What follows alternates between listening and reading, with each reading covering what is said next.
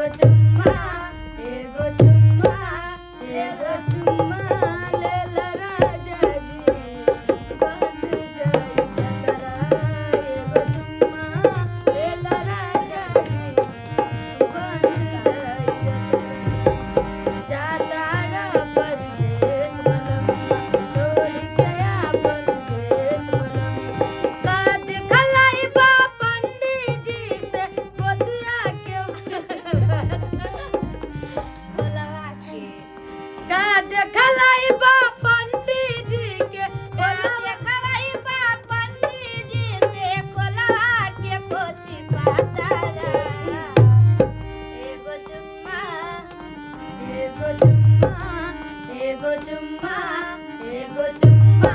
लेला राजा जी बन जाई जतरा एगो चुम्मा लेला राजा जी